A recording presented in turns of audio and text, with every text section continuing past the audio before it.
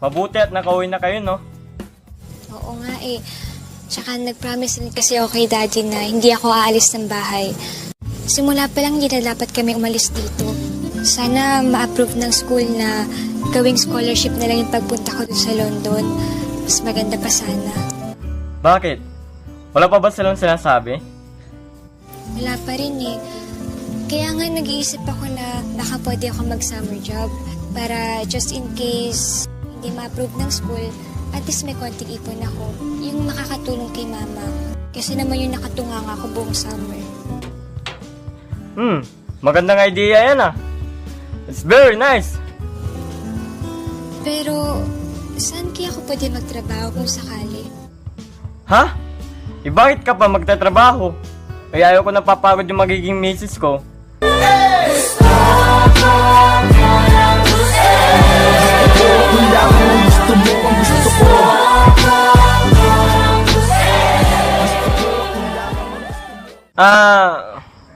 Nga pala kasi yung nakaraang episode, totoo yun kasi.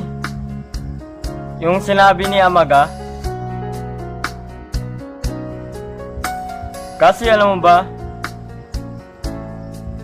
mahal na kita eh. Kasi papatunayan ko sa'yo na mahal kita kasi.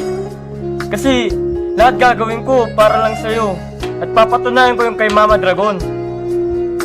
Kasi mahal na mahal kita. Pero ano? Pero kasi mahal na mahal kita. Kasi gagawin ko ang lahat. Hindi kita sasaktan kasi. Kasi I love you. I love you, I love you, I love you. Salamat, Tupe ah. Thank you. Thank you. Thank you. Nasa puso, sa puso lamang. Ito ang susunod na mangyayari kay Tule. Mababastod naman ba siya? Abangan dito lang sa... Hindi tamo siya rin ha? Kung sasampat, bukro mong sampat, away ka talo sa rin na kanyani. Habulin ka ng mga aso, tanda mo yan. Kasi I love you I love you. Thank you. Kadenang